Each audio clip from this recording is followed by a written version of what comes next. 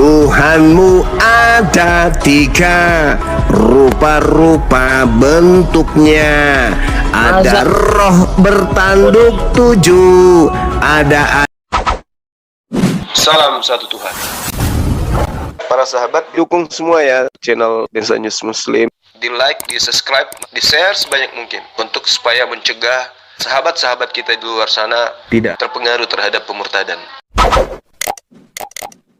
Dari kota manapun yang ada kemudian dihuni oleh Kedar, bersorak-soraklah penduduk perbukitan dan pegunungan, meneriakkan pujian yang memuliakan dan kemunculan sang pemimpin yang mendakwakan penghormatan kepada Tuhan.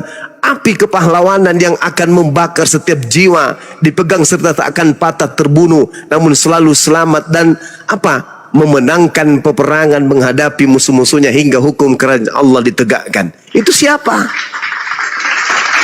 Yesus? Mustahile. Paulus? Apatah lagi? Gak nyambung kali. Coba Anda baca. Kesimpulan yang saya sampaikan tadi itu termaktub di dalam Yesaya 41 dari nomor 1 sampai nomor 13. Cakupannya, berkumandangnya kemudian suara di gurun Paran. Paran itu di mana? Arab. Desa-desa yang dihuni oleh Kedar itu di mana? Arab. Kedar itu anak kedua dari Nabi Ismail. Anak pertama namanya Nebayot, anak kedua Kedar, baginda Rasul Muhammad sallallahu alaihi wasallam, alhamdulillah dari keturunan Kedar. Lalu kemudian sampai kepada Ismail, sampai kepada Nabi Ibrahim alaihi salam. Jadi kerajaan itu diberikan kepada bangsa lain. Kalau bangsa lain berarti bangsa di luar daripada Bani Yakub. Siapa itu? Bangsa Arab. Kerajaannya mana? Sampai hari ini orang berbondong-bondong dari seluruh penjuru bumi kemudian datang sana. Nah, kalau dari bangsa lain selain daripada itu di mana? Vatikan tidak mungkin. Ini fakta, ini fenomena. Orang-orang Kristen mau terima tidak terima, mau sakit hati ataupun tidak sakit hati, yang pasti mereka harus percaya kepada Yesus, katanya, bahwa kerajaan Tuhan telah diberikan kepada bangsa Arab. Titik. Silakan.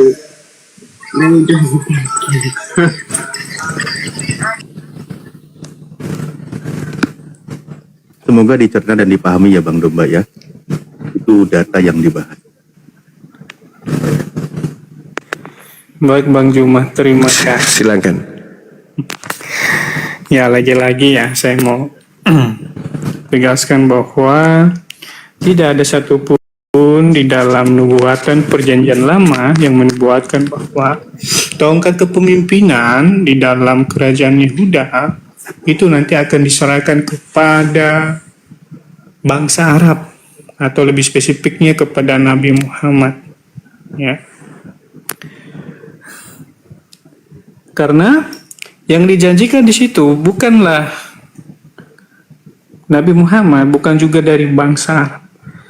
Itu udah jelas-jelas di dalam Yesaya itu selalu mengatakan bahwa yang lahir itu nanti dari keturunan seorang perempuan.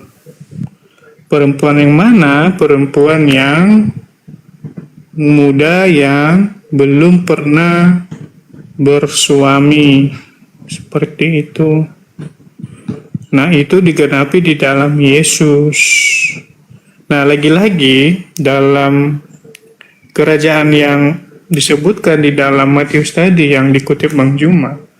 Jadi itu harus dipahami. Kerajaan di sini bukan berbicara tentang kerajaan pada umumnya seperti yang sekarang. Oh, kerajaan nanti rajanya ini, kemudian dia punya tentara, dia punya bawahan, dia punya panglima dan sebagainya. Ya. Sebab kalau itu, maka percuma lah Yesus itu datang kalau menjadi seorang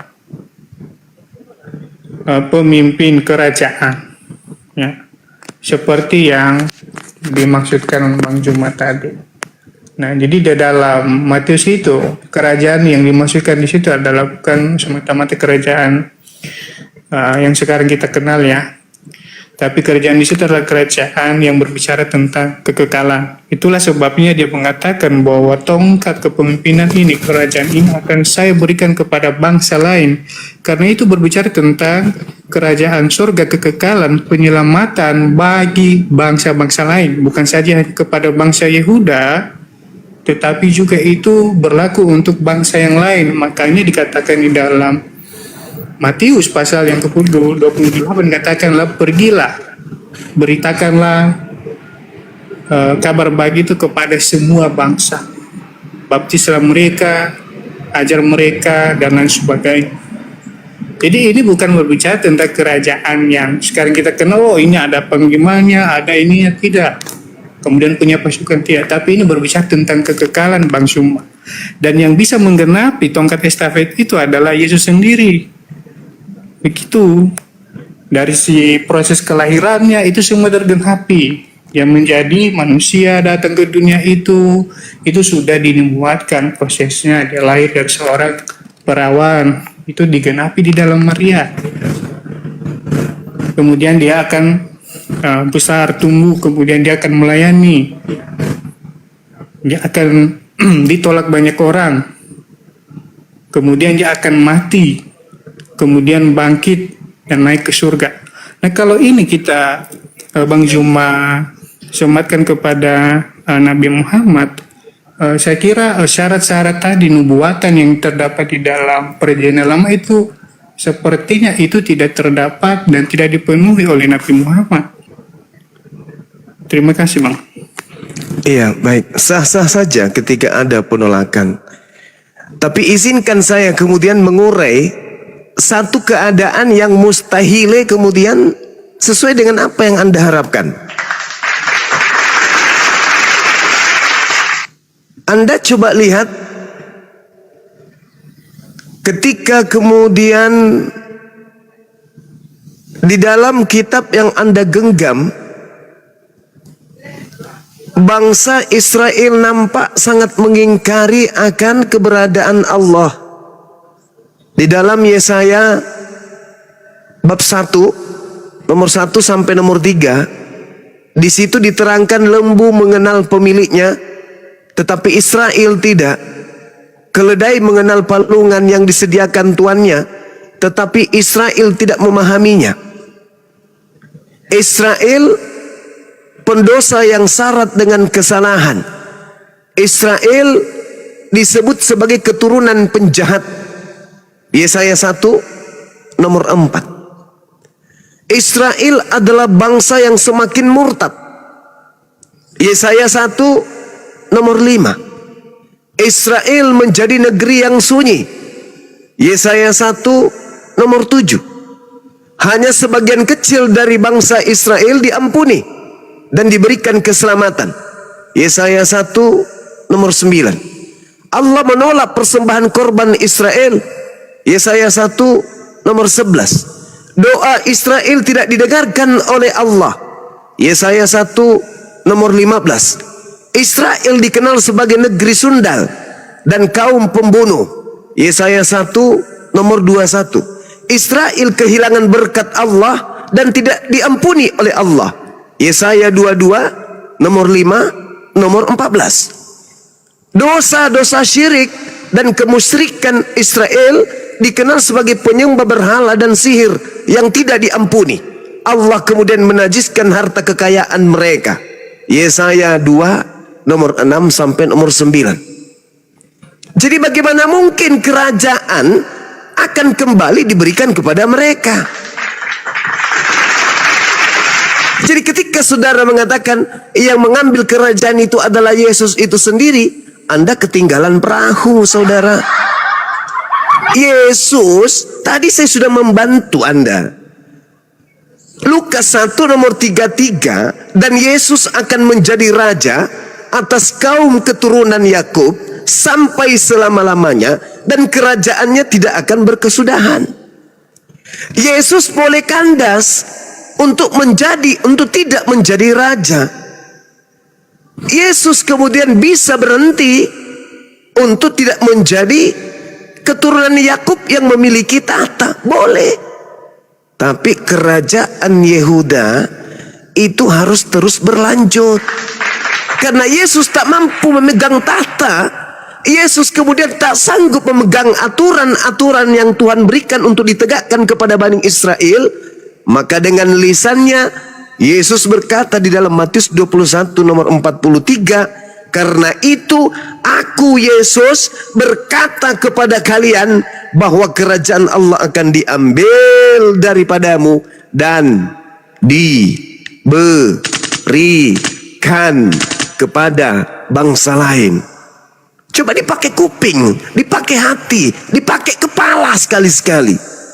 Ketika Yesus yang menyerahkan kerajaan itu kepada bangsa lain, jangan pula ente yang bukan kemudian pengikutnya dari Bani Israel yang mengatakan kerajaan itu tetap ada pada Yesus. Itu ditertawakan sama kodok-kodok yang mendengarkan. Yesus yang berkata kerajaan diberikan kepada bangsa lain, ente pula yang mengatakan kerajaan itu tetap ada pada Yesus. Alamak.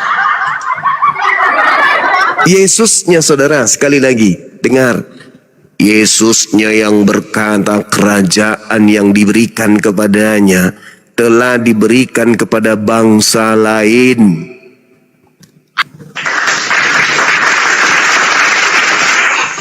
Tidak mungkin kemudian kerajaan itu tetap berada pada tumpuh kaki mereka, nggak mungkin.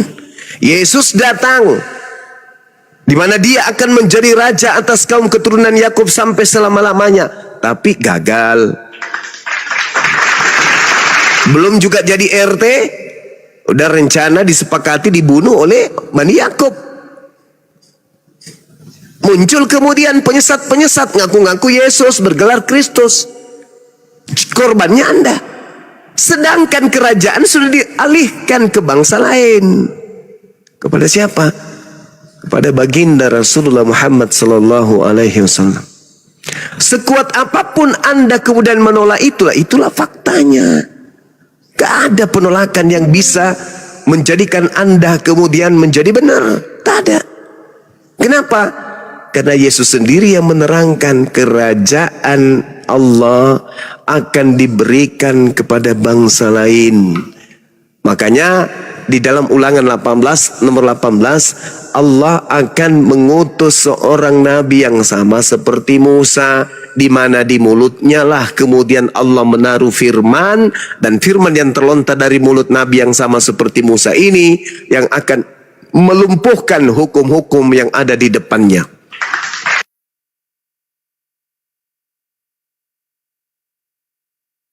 Dah kena pelanggaran Gurunda Juma. Maaf teman-teman ya. Bang Domba masih nyimak Bang Domba? Ya lanjut. Ya Kena pelanggaran ini, kena tumbak oten iseng. Jangan gitu lah. Ini lagi diskusi baik-baik ini. Belajarlah kalian, belajar. Simak aja ya. Oke, lanjut. Ya, handle dulu Ustaz dari Bang Nandar. Ini asli bukan? Assalamualaikum warahmatullahi wabarakatuh. Terus ini Tony Muslim apa Kristen? Kang, saya cuma sebentar aja, Kang. Ya, siap Bang Nandar, mantap. Kenapa sebentar? Enggak lama. Akun utamaku kena blokir permanen tadi lagi debat. Oh, udah iya. habis. Iya sama Rudi ya. Oke, ini Tony Iya, Muslim apa Kristen? Nanti itu Bang Domba nanggapinnya pas guru kami sudah kembali ya, biar tidak terpotong narasinya dan sudah kembali. Oke, lanjut. Ini Tony ini nggak ada suara, diturunin aja moderator. Iya, jangan pula saya yang dibilang kena pelanggaran. Aku kena tombak. Islam bang. Agama Islam. Cuma saya assalamualaikum dulu deh sebelum lanjut. Waalaikumsalam warahmatullahi wabarakatuh. Guru-guru yang saya sayangi. Masya Allah. Mudah-mudahan barokah terus deh. Hampir Ya, habis. silakan Ayo Nathan atau Bunda, ada yang mau disampaikan? Nggak usah, saya cuma minta di follow aja akun saya ini bang. Ini Gurunda biasa. Ya, oke teman-teman sekalian. Waalaikumsalam warahmatullahi. Di follow akun-akun, semua akun yang ada di atas ini silakan di follow. Terima kasih. Jadi silakan sama-sama. Nggak Jadi itu ya. Iya. Gurunda lanjut, maksudnya si domba biar dia fokus belajar, soalnya materinya dalam ini, dia kayaknya nggak nyampe tadi. Lanjut Gurunda, maaf. Iya. Jadi kerajaan itu sudah diberikan kepada bangsa lain. Bahkan Yesus berkata di dalam Matius 11 nomor 11, di situ dia menerangkan tentang Yohanes sebagai yang terbesar yang pernah melebihi dirinya sendiri. Jelas itu. Jadi Yohanes ini adalah yang terbesar, bahkan melebihi dari Yesus itu sendiri. Namun nabi yang akan datang kemudian menurut Yesus, yaitu nabi yang terakhir, terkecil dan akan menjadi yang paling besar. Coba Anda baca dalam Matius 11 nomor 11. Aku berkata kepadamu, sesungguhnya di antara mereka yang dilahirkan oleh perempuan tidak pernah tampil seorang yang lebih besar daripada Yohanes Pembaptis. Namun yang terkecil dalam kerajaan surga, yaitu sang Mesias nabi terakhir, akan lebih besar daripadanya. Itu seirama dengan Ulangan 34 nomor 10 sampai nomor 12. Seperti Musa yang dikenal Tuhan berhadapan muka, tidak ada lagi nabi yang bangkit di antara orang Israel dalam hal segala tanda dan mukjizat yang dilakukan atas perintah Tuhan di tanah Mesir terhadap Fir'aun dan terhadap semua pegawainya dan seluruh negerinya, dan dalam hal segala perbuatan kekuasaan dan segala kedahsyatan yang besar dilakukan oleh Musa di depan seluruh orang Israel. Itu tidak akan ada lagi bangkit di tengah-tengah bangsa Israel. Jadi nabi yang sama seperti Musa itu bangkitnya di luar Bani Israel. Kepada dialah tongkat estafet pemerintahan Yehuda diberikan, dan dialah yang kemudian menegakkan hukum-hukum kepada seluruh bangsa-bangsa. Makanya Anda melihat di Indonesia hukum yang dibawa oleh Nabi Muhammad itu ditegakkan, dan sekarang dan seterusnya akan merambah ke seluruh penjuru muka bumi tentang ajaran Nabi Muhammad ini. Sedangkan ajaran Yesus mana? Mana ajaran Yesus yang sampai ke Indonesia ini yang mana? Nggak ada kan? Jadi bukan Yesus, karena memang kerajaannya diinformasikan kepada muridnya, akan diberikan kepada bangsa lain, dan dari bangsa lain itulah akan menghasilkan buah kerajaan tersebut. Maka ajaran-ajaran yang diusung oleh para nabi, buahnya ada di Islam. Tauhid, syahadatain, sholat, puasa, zakat, itu semuanya, ziarah, kemudian haji, umroh, itu semua buah-buah dari kerajaan tersebut. Sedangkan menyanyi di gereja, makan babi, makan tikus, makan padale, makan kuda nil, biawak, cicak, mana ada itu kerajaan Allah kayak gitu? Mana ada? Gak ada buah kerajaan Tuhan kok makan babi, makan asu, makan naga, mana ada? Jadi buahnya itu nampak, bersinar dari paran. Itulah dinul Islam, bukan karisteng. Itu jadi yang pakar Kristen tolong dinaikkan biar supaya bisa mengimbagi materi ini. Silakan.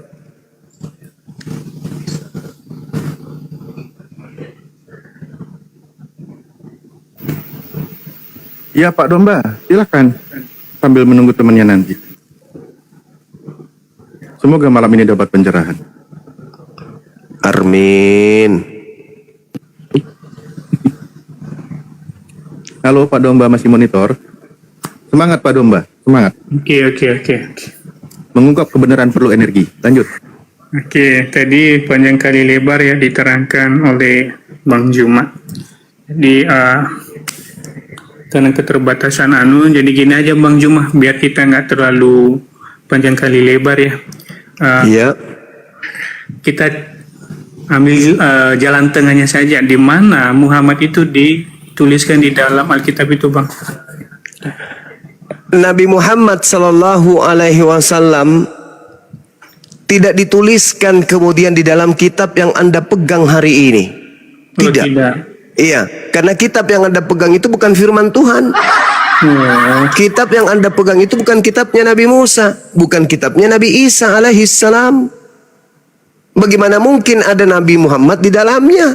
Sudah pasti dihapuskan dong, nama Ismail aja dilengserkan di situ. Anak tunggalnya Ismail aja digeser, ser. Apatah lagi Nabi Muhammad. Sedangkan Al-Quran mengatakan, wa isqala Isa bin Maryam, ya bani Israel inni rasulullahi ilaikum musaddiqan lima baina yadayhi minat Torah wa mubashiran bi rasuli yati min ba'di ismuhu Ahmad. Itu dijelaskan di mana? Di Torah. Nama Nabi Muhammad tertulis di Torah. Sekarang mana Torahnya? Sekarang mana Torahnya Nabi Musa? Torah mana? Cuman ada satu Torah, yaitu yang datang kepada Nabi Musa. Yang datang ke Anda itu bukan Torahnya Nabi Musa. Itu Torahnya, Pak. Kitab pertama itu, Kejadian Ulang bilang. Yang saya maksud kitabnya Nabi Musa. Mana kitabnya Nabi Musa? Itu kitabnya Nabi Musa. Yang mana? Yang dari Belanda? Kejadian Keluaran 15. Siapa bilang itu kitabnya Nabi Musa?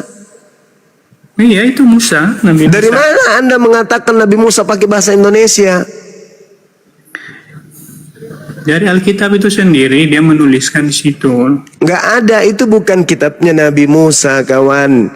Itu cerita-cerita yang dibangun dari hasil kemudian penyelidikan atau terjemahan kitab-kitab terdahulu yang tidak diketahui asal usulnya. Iya, tapi jadi anak kedua kan? Anak istri kedua dari Abraham. Iya, dia anak keduanya Abraham kan? Kalau di kitab itu kan? Iya kan? Jadi lagi-lagi benar nggak? Betul nggak? Ini tidak bisa membuktikan bahwa di dalam kitab yang Anda pegang Ismail, Nabi Ismail jadi anak kedua. Ada. Isa jadi anak tunggal kan? Betul nggak? Ya. Betul nggak? Benar ndak Isa jadi anak pertama di dalam kitab yang Anda pegang? Betul nggak? Iya kan? Dia anak yang sah. Ya. Anak yang sah. Anak angsa? Anak sah dari Abraham. Oh, jadi Ismail bukan anak sah? Bukan, karena itu anak berarti Abraham ini pesina gitu. Anak dari hambanya. Berarti Anda menganggap bahwa Abraham bersina gitu. Bukan bersina. Lah katanya tadi anak tidak sah. Kalau anak tidak sah berarti anak haram, Cahayu. Ya nanti. Anda telah mengutuk Abraham. Bukan di dalam kitab Kejadian 12 ya, nomor 3. Aku Tuhan akan mengutuk siapapun yang mengutuk engkau Abraham. Dengan mengatakan Ismail anak haram, Ismail anak tidak sah, itu Anda sedang mengutuk Nabi Ibrahim alaihissalam. Pantaslah Anda percaya Isa anak pertama. Mana ada kitab mengajarkan Anda anak kedua jadi anak pertama dan Anda terima begitu saja? Ulama, inilah celokonya. Makanya Al-Quran mengatakan, maukah aku tunjukkan kepada siapa iblis itu turun? Iblis turun hanya kepada para pendosa. Hal unabbi'ukum ala man tanazzalu sayatin tanazzalu ala kulli afakin azim. Iblis turun hanya kepada setiap pendosa, setiap pendusta yang banyak berdosa. Itu kata Quran. Apakah tidak berbohong? Apakah tidak pendusta? Kalau dikatakan Ismail itu bukan anak tunggal, bohong enggak? Bohong enggak itu? Ya, jadi ini ya saya jelaskan ya, saudara-saudara, teman-teman yang ada di bawah. Jadi Ismail itu anak dari hambanya Sarai. Itu anak pertamanya ya? Abraham atau bukan? Dengarkan dulu, anak Hagar, ya. Hagar itu adalah anak pertamanya Abraham siapa? Sarai. Anak pertamanya Abraham siapa? Dari Hagar. Anak pertamanya Abraham siapa? Dari Hagar. Anak pertamanya Abraham siapa? Coba lihat. Sarai. Inilah teman-teman. Tanazzalu ala kulli afakin athim. Iblis itu hanya bekerja pada orang-orang pendusta. Dikatakan demikian. Adapun Sarai Saya Istri tidak tanya Abraham itu, yang saya tidak tanya beranak. anaknya Abraham. Dia mempunyai seorang hamba perempuan orang Anaknya Mesir. Abraham, anak Hagar pertamanya siapa? namanya. Anak pertamanya Hagar Abraham siapa? namanya. Anak pertamanya Abraham siapa? Anak pertama dari Sarai namanya Ishak. Mulai Anak dimpi pertama kembali, kan? Hagar namanya. Ini tidak sia-sia nama Anda itu kambing. Ya. Otak Anda nggak berfungsi memang. Terus tadi kau bilang Pembohong kalau itu memang Muhammad kayak itu gitu. adalah nabi yang Saya tanya anak pertamanya Abraham siapa? Oke. Ya sudah, kita kasihlah dia Ismail. Ismail. Anak pertama Hagar. Pembantunya Yang hambanya diminta Sarai. anaknya Sarah atau anaknya Abraham? Iya. Yang diminta itu anaknya Sarai. Itulah Nenek yang Mukiper, mewarisi pembohong, pendusta. Wih, Abraham. pembohong. Wih. Jadi logikanya teman-teman, kalau Setan tradisi alas. Bima Turun. mengatakan Turun. Penipu, pembohong, kambing, domba, turun. Kamu ke gereja, colok pantat pendeta, jilat tanganmu. Bahlul, dungu, kampret, penyesat, bahlul. Anak yang diminta itu bukan anaknya Sarah, cuplis. Yang diminta itu anaknya Abraham. Dasar pemakan tai.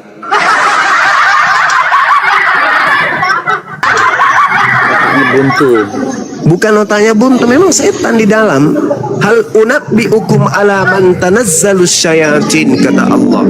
Tanazzalu ala kulli afakin athim. Maukah aku beritakan kepadamu kepada siapa iblis-iblis itu turun? Mereka iblis-iblis itu turun kepada setiap pendusta yang banyak berdosa. Pendusta. Siapa yang diminta untuk dikorbankan? Anaknya Sarah atau anaknya Abraham? Anaknya Sarah. Kampret, kamu kalau depan saya ini kupukul mukamu pakai tutup panci. Udah tua, bangkokan, bau tanah, banyak utang, sering dimarahin istri, sering diusir mertua, makan susah, daki banyak, sikat gigi jarang, bohong lagi. Ada satu dan lima. Pinjol belum dibayar. Pinjol belum dibayar, lampu listrik nunggak, kulkas rusak, kompor gas tabungnya habis. Nggak bisa dipertahankan diskusi dengan kebohongan itu apa? Mending turun. Belajar sana, jangan buka aib Anda di sini jadi pembohong. Paling anti saya dengan penipu. Ya, tadi saya sopan-sopan, tapi ketika ketahuan Anda itu adalah cuplis dan tuyul, tukang tahayul, Anda lebih baik turun. Yang diminta untuk dikorbankan itu adalah anak tunggalnya Abraham, bukan anak tunggalnya Sarah, kablampe. Jadi kerajaan Allah yang diberikan kemudian sebagai bangsa pilihan, yaitu Bani Israel, diberikan kepada baginda Rasulullah Muhammad sallallahu alaihi wasallam.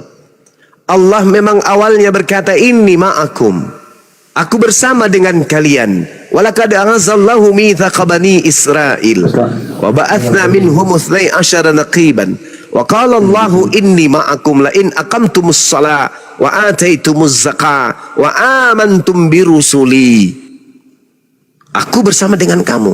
Ketika kamu taat, maka aku bersama dengan kamu.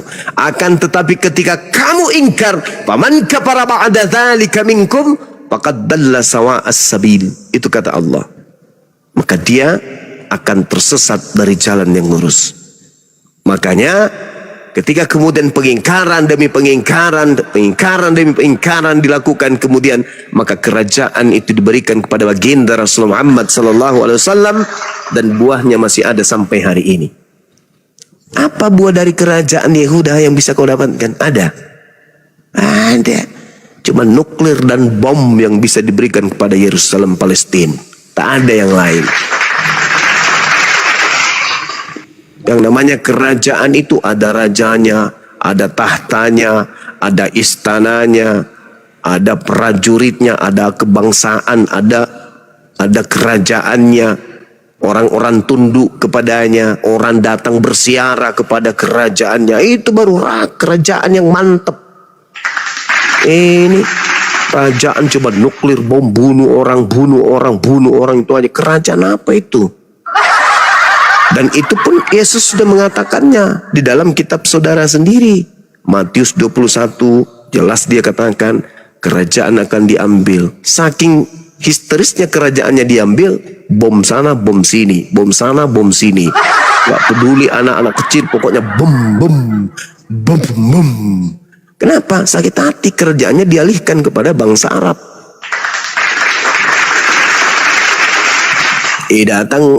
Datang si babu, berteriak ingin majikannya kemudian merdeka. Sayangnya mereka nanti di Israel baru tidak bisa masuk.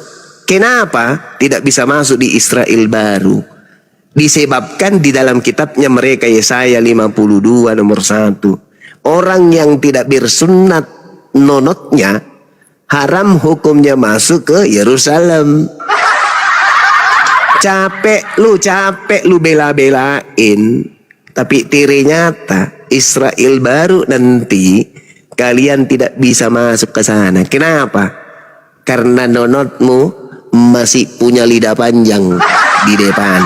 Sudah begitu tidak dipotong lagi. Nah, inilah yang menyebabkan kemudian kalian tidak bisa nanti masuk ke Yerusalem baru. Yesaya 52 nomor 1. Jadi percuma kalian membela. Percuma manjilat jo nanti ngana tidak bisa masuk ke sana. Begitu Jo. Ya. Jadi si bembek tadi kalau mau berdiskusi tolong pakai ilmu ya, jangan pakai kelicikan berlembut-lembut tapi ternyata hanya mengusung kebohongan ya. Saya kira begitu teman-teman, kita akhiri wabillahi taufiq wal hidayah. Ini ya misalnya nggak maka. Kerajaan itu akan diambil dan diberikan kepada bangsa lain. Pertanyaan saya, kepada bangsa mana diberikan kerajaan itu? Sebut. Jawab. Bangsa mana diberikan kerajaan itu? Oke, Bang Juma, ini saya jawab ya. Tadi kerajaan dari Yesus itu diberikan kepada bangsa mana? Jawab. Itu tongkat kepemimpinan itu diberikan kepada bangsa Arab. Kalau kamu lihat silsilah Ismail itu mamanya dari Mesir, Masya Allah, bukan dari Arab. Tidak ada cerita itu, nggak ada cerita itu. Saya bertanya, itu adalah kerajaan itu akan diberikan kepada bangsa lain yang akan menghasilkan buah kerajaan tersebut. Pertanyaan saya, oke lah, bukan bangsa Arab. Oke, menurutmu bukan. Lalu ke bangsa mana? Jawab. Di situ bukan bangsa Arab. Iya oke, bukan bangsa Arab, tuyul. Lalu ke bangsa mana? Ke semua bangsa. Nenekmu kiper. Matius 28. Pandai-pandaian kau. Apa buahnya? Apa buahnya? Apa buahnya? Apa buahnya kerajaan selain daripada bangsa Arab? Apa buahnya? Jadi kalau Anda menyebutkan bangsa Arab itu tidak masuk di dalam asal usul Ismail. Lalu bangsa mana? Lalu Ismail bangsa mana? Itu dari Mesir. Lalu bangsa mana? Itu. Lalu bangsa mana? Cara memiliki. Ya sudah kan aku sudah bilang oke lah, oke, bukan bangsa Arab. Lalu bangsa mana? Yang melahirkan Ismail untuk Abraham. Somplak, blama, mending saya tidur.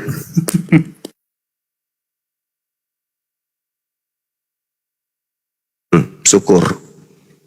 Kau makan nasi campur lombok, kasih ikan pecel lele, jangan lupa kerupuknya yang banyak ya, kasih sambal, kasih kecap, telur asin sedikit. Habis itu kamu kasih apa lagi tuh? Pete. Nah, lalu ambil sendok dan garpu. Kamu duduk di kursi, cuci tanganmu baik-baik. Habis itu baca doa. Setelah kau baca doa, silakan kau telan duluan, lebih dulu garpu dan sendoknya, baru kau makan yang lain. Siapa? Ya, ini di mute dulu ya. Itu ada musik ya. Jauh dulu dari musik. Enggak, aku ngomong sedikit doang. Matiin dulu musiknya kecilin dulu. Ya udah. Ya. Nah, gua ngomong sedikit doang, biar Muslim ini kelihatan keren, biar kelihatan orang Kristen bisa angkat jempol tangan kalau Muslim ini bisa merubah sila ketuhanan yang Maha Esa, ganti Allah, berarti hebat. ini? Kalau cuman film mah ya elah, pakai apa? Tapi ketuhanan yang Maha Esa itu kan sudah al-ikhlas. Qul huwallahu ahad. Tiada Tuhan selain Allah. Itu sudah Justru kamu atas gantinya berkat aturannya rahmat Allah. Atas Makanya dengerin berkat dulu rahmat cuma. Allah. Saking hebatnya sampai Rahmat kitabnya Allah bro, bukan Allah. Iya. Tidak ngurusin jam bengkok. Pencuri. Makanya biar kau kelihatan keren. Saking bisa hebatnya kau ganti, Islam baru itu keren. sampai kitabnya orang Kristen Tuhannya yang tadinya Theos dewa diganti menjadi Allah, gila nggak? Enggak, kau Masya bisa nggak Allah. rubah itu. Luar biasa Kalau kau Islam bisa ini, ya. rubah itu lo jauh lebih Allahu hebat. Masa Akbar, film Masya dukun Allah, lo Masya Allah. pamerin. Allahu Hebatnya Akbar. apa film? Kalau lo rubah ketuhanan Saking jadi benarnya Allah, Islam lo itu hebat. Tuhannya dibawa-bawa masuk ke Bible menggantikan Tuhannya dia, sembahnya dia yang adalah dewa Theos dari Yunani. Gila nggak tuh kawan-kawan? Setidaknya Keren. Yang dibawa takbir, Cara ini, Allahu bro. Akbar, Allahu Akbar. Allahu Akbar. Masya Makin Allah. panas ini iblis yang masuk. Iya, sini. soalnya kita kan di bahasa Yunani tuh. Tuhannya kan bahasa Yunani. Nah, di Ayat dalam satu kitabnya kamu sama dia pertama tertulis oleh wartawan-wartawan itu kan pakai bahasa Yunani tuh. Di situ ada Theos. Masuk ke Indonesia apa kawan? Jadi Allah. Hai, bangganya diriku. Kalau kau pengen Masya pintar, Allah, ya luar aku. biasa. Luar biasa ya teman-teman. Ketuhanan Nanti ke depan saya akan bikin film. kau pintar. Tuhan, anakku adalah Tuhanku. Kalau itu Jadi fitnah. film ini nanti sinopsisnya adalah bercerita tentang anak durhaka. Di mana Coba orang eksiskan tuanya- dulu Tuhanmu di negara orang ini. tuanya Bisa nggak itu- eksis Tuhanmu itu di negara orang ini? tuanya susah loh payah kemudian persoalanmu. mengandung, Konsili kalian seluruh susah Indonesia payah ini membesarkan, ganti ketuhanan melahirkan, jadi kau lohon. membesarkan. Baru kau Tapi hebat. begitu anaknya menjadi dewasa, ibunya Kamu nggak menyembahnya. bisa Ini diskusi, filmnya modal nanti comor. seru pasti. Ya. Seru nanti film itu. Kalau Anakku adalah Tuhanmu Tuhanku. kau bisa Gitu kan, eksiskan parah di ya. negara ini baru Masya kau Allah. hebat. Tuhan Lah nggak eksis faktanya di Tuhan negara ini. di Indonesia ini berketuhanan yang Maha Esa. Berarti tauhid dong. Tauhid dong. Sedangkan di Kristen itu Tuhannya 3. 1 Yohanes 5 nomor 7. Ada 3 Tuhan yang bersaksi di surga. Bahkan Wahyu 5 nomor 7 ada Wahyu 5 nomor 6 ada 7 roh Tuhannya Kristen. Hey, 7 Tuhannya kalau kau- Kristen itu nongol di Wahyu 5 nomor 6. Terus tampakannya bertanduk Ada- 7 bermata 7. Tidak diaku oleh negara ini. Tuhannya 7 tidak diaku oleh negara ini. Bertanduk 7 bermata 7 tidak diaku oleh negara ini. 1 Yohanes 5 nomor 7. Sebab ada 3 Tuhan yang bersaksi di surga. Ya. Hey, 3 Tuhannya mati 1, tinggal 2 cadangan. Kenapa mereka percaya diri? Kenapa mereka percaya diri mengatakan Tuhan mereka mati? Karena mereka mengakui masih ada Tuhan cadangan 2. Harga Hai. Lucu. Harga di- Tuhanku ada Ngomongin 3, rupa-rupa bentuknya.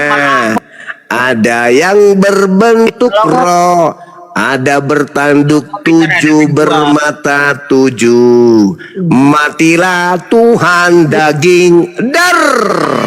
Hatiku santai aja, sebab walaupun mati 1 masih ada 2 cadangan. Tuhanmu ada 3, rupa-rupa bentuknya. Ada roh bertanduk 7, ada anak disunat nonotnya. Matilah Tuhan bersunat. Salah. Matilah Tuhan bernonot. Hatimu santai aja, Karena mati satu, masih punya dua Tuhan cadangan. Kan gitu. Jadi Indonesia berlandaskan kepada ketuhanan yang Maha Esa. Jadi tak ada dikenal Tuhan meledak. Kudum. Meledak dia ditusuk. Dum. Masih ada cadangan dua, nggak ada dikenal. Di Indonesia tidak dikenal yang kayak gitu. Indonesia tidak mengenal Tuhan mati satu, enggak. Indonesia hanya mengenal Tuhan satu dan tidak pernah mati. Sedangkan kamu mengenal Tuhan mati gara-gara ditompek. Lagi sakit perut saya. Tuhanmu mati satu kena tombak. Gedum. Ada cadangan dua. Hatimu santai aja, sebab Tuhanmu ada telu. Ya, janganlah kalian menghujat. Akhirnya kitamu sendiri yang sedang menghujat Tuhanmu. Oke, ini ada yang baru naik. Nicole. Halo, Ya, dari Kristen, Oten, Konghucu, Hindu, Buddha. saya Kristen. Oh, Kristen. Oh iya, silakan saudara, silakan. Silakan. Suaranya Bang Niko diperbesar ya, Bang Niko. Agamanya apa sih? Gimana? Itu apa? Kenapa? Islam itu definisinya apa sih? Islam itu artinya selamat. Yesus juru selamat. Yesus juru Islam. Tepuk tangan lagi deh. Islam artinya selamat. Yesus juru selamat. Sama dengan Islam, Yesus adalah juru Islam. Apa buktinya Yesus juru Islam? Baca baca Lukas 24 nomor 36. Apa kata Yesus di situ? Shalom alaikum. Apa artinya? Islam untuk kalian semua. Subhanallah. Saya rindu pingin Yesus itu menyebut kata Kristen. Tapi nggak pernah, Cahayu, nggak pernah. Ya juga. Yesus nggak pernah menyebut kata Kristen. Yesus sibuk menyebut nama Islam. Yohanes 14 nomor 16 nomor 26. Aku tinggalkan Islam untuk kalian. Ya Allah, indahnya kalimat itu. Indah sekali. Tak pernah aku mendengarkan, aku tinggalkan Kristen untuk kalian. Lama. Damai sejahteraku untuk kalian, Islamku untuk kalian. Masya Allah. Yesus. Begitu indahnya ucapanmu. Tapi kenapa nggak pernah mengucapkan kata Kristen ya?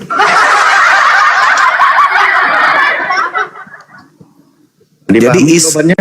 Yap. Ya, silakan Dinda. Sudah dipahami, Bang Niko, jawabannya? Oh iya, sama satu lagi Bang. Kami ada pernah baca dulu tentang Nabi Muhammad. Beliau merupakan Nabi terakhir. Itu cerita beliau gimana tuh Bang? Nabi terakhir, Jadi betul. Nabi. Betul. Apabila ia datang seorang penolong lain, dialah yang akan mengajarkan segala sesuatu. Yohanes 14 nomor 16. Aku akan minta kepada Bapa agar Bapa mengutus seorang itu berarti manusia, penolong lain, berarti dia yang akan menolong manusia. Bil bayyinati waz zubur wa anzalna ilaika dzikr litubayyana lin-nasi ma nuzzila ilaihim wa la'allahum yatafakkarun. Dialah seorang penghibur yang datang kemudian menyelamatkan seluruh umat manusia dalam bimbingannya dengan membawa kemudian risalah az-zikr, yaitu Al-Qur'anul Karim. Hebat bukan? Makanya di dalam Kisah Para Rasul 3 nomor 22 nomor 23, bukankah di dalam kitab Taurat dikatakan bahwa Tuhan akan mengutus seorang nabi yang sama seperti Musa, barang siapa yang tidak mendengarkan ucapan Nabi itu akan dibasmi dari umat kita. Kisah Para Rasul 3 nomor 22 sampai nomor 23. Subhanallah. Tunjukkan dalilnya. Tunjukkan dalilnya. Jadi bukan kemudian nabinya yang dibasmi. Tunjukkan dalilnya. Bukan nabinya yang dibasmi, Tunjukkan dalilnya, tetapi dalilnya. kenapa ini teriak-teriak Karena kamu nih? kebiasaan. Kenapa? Baca aja, kan gurumu sudah nunjukkan, capek-capek aku tunjukkan. Kisah Para Rasul 3 nomor 22 sampai nomor 23. Tinggal Anda baca. Mana sih saudara? Anda yang punya kitab, Anda pula yang minta kemudian ditunjukkan. Saya sudah memberikan data. Kisah Para Rasul 3 nomor 22 sampai 23. Bukankah telah dikatakan Nabi Musa, Tuhan akan membangkitkan bagimu seorang nabi dari antara saudara-saudaramu sama seperti aku. Dengarkanlah dia dalam segala sesuatu yang akan dikatakannya kepadamu. Dan akan terjadi bahwa semua orang yang tidak mendengarkan nabi itu akan dibasmi dari umat kita. Tuh, di dalam kitab kalian tuh. Ini bukan firman Tuhan, bukan firman Tuhan. Tetapi ini adalah catatan-catatan wartawan yang melakukan penyelidikan. Sebagai hasil penyelidikan, ada kebenaran di dalamnya, tapi kebenarannya tidak sampai kepada level firman Tuhan. Itu dalil. Kami mempercayai ini adalah kabar yang dituliskan oleh Lukas, asisten Paulus, yang dihasilkan dari hasil penyelidikannya dia. Walaupun ini bukan firman Tuhan, hasil penyelidikan, tapi ada unsur kebenarannya. Kenapa? Karena ada nabi yang sama seperti Musa, yang kemudian membawa hukum-hukum di atas muka bumi ini.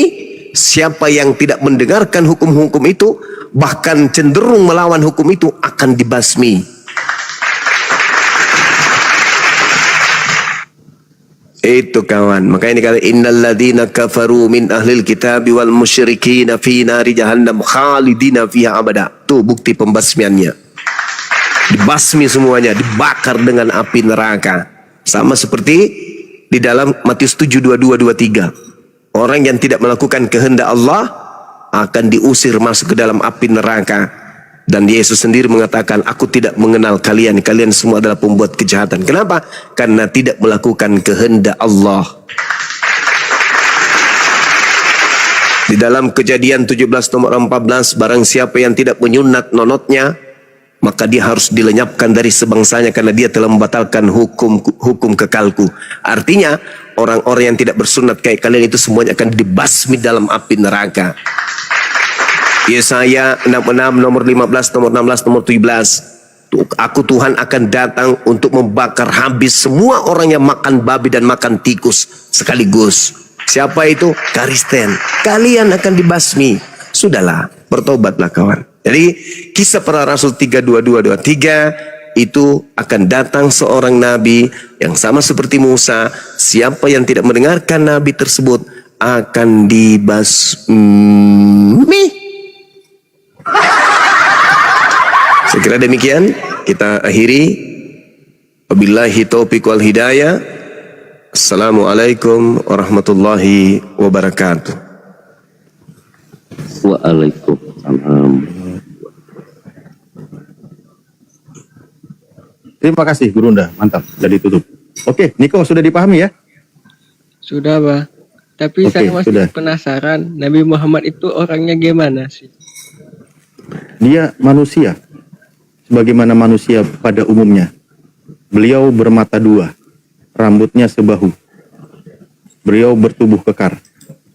Beliau orang yang tampan, manusia. Yesus juga manusia, sama dia. Bermata dua, berwajah, ya seperti itulah manusia. Kalau ciri-ciri kenabian pada Nabi Muhammad gimana sih, Bang? Ya, mungkin mau Gurunda sampaikan? Ya, yang pasti beliau tidak botak kepalanya. Kemudian Lagi minum kopi keselak ya Allah. Astagfirullah. Ya, lanjut Gunda. Di dalam Ulangan 18 nomor 18 dikatakan, aku Tuhan akan mengutus seorang nabi sama seperti Musa, aku akan menaruh firmanku di mulutnya. Ciri-ciri nabi yang sama seperti Musa, ada firman yang terlontar dari mulutnya yang tidak ditambahi dan tidak dikurangi. Dan ciri itu hanya ada pada diri baginda Rasul Muhammad sallallahu alaihi wasallam. Torah bagi Nabi Musa, Al-Quran bagi Nabi Muhammad. Ciri-cirinya memiliki firman Tuhan yang murni, tidak bercampur dengan perkataan-perkataan manusia, bahkan tidak bercampur dengan perkataannya sendiri. Itu tidak bisa dibantah. Silakan.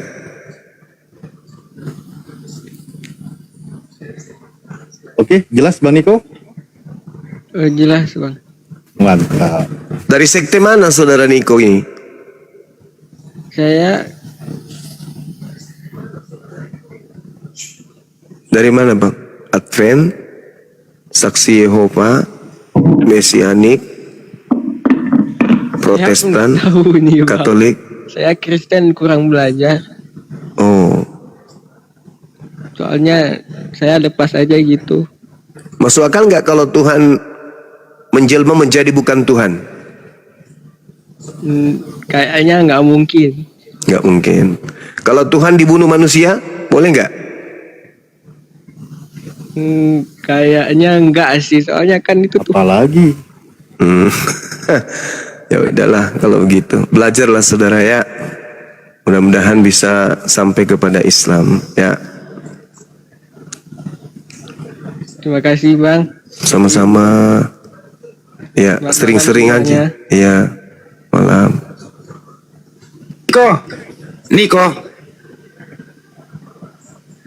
Niko, Ya Bang. terus siapa nama Tuhan yang kau percaya? Yesus. Waduh. Tadi mati. Mustahil Tuhan mati kok percaya Tuhan Yesus Tuhan mati, gimana ini? Salah pabrik atau salah cetak ini Bang? Usia berapa saudara Niko? 17 Bang. Oh masih anak-anak ya ya. Belajar lagi deh ya. Siap. Iya. Anak berapa? Hah? Anak. Belum punya anak Bang? Anak kucing? Nggak ada. Oh nggak ada. Masih SMA berarti ya? Iya Bang. Senjatanya udah dipotong belum? Kebetulan saya udah Bang waktu kecil dulu karena Udah pernah saya uji buat. udah pernah uji lapangan belum? Maksudnya? Ya, senjatanya masa di ini dipensiunkan? Enggak, masih lengkap dengan sarungnya ya? Maksudnya belum pernah keluar. Bilang kalau saya dulu juga disunat Bang. Oh, syukurlah. Udah pernah uji lapangan? Belum. Belum. Iya, iya, iya. Tadi kan gini Niko, Iya Bang.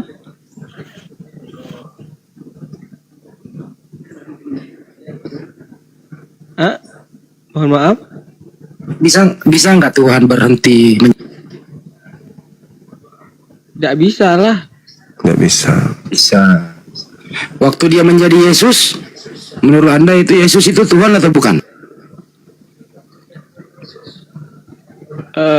Tuhan. Mati. Yuk, Tapi kan bangkit lagi. alamak. Tetap aja. Di Tuhan sini itu- macetnya Bang Andi. Tadi katanya Tuhan nggak bisa mati. Lanjut Mas Bang Di. Coba waktu Yesus menjadi bayi, apakah dia Tuhan? Tuhan. Mati minyak. Buset dah.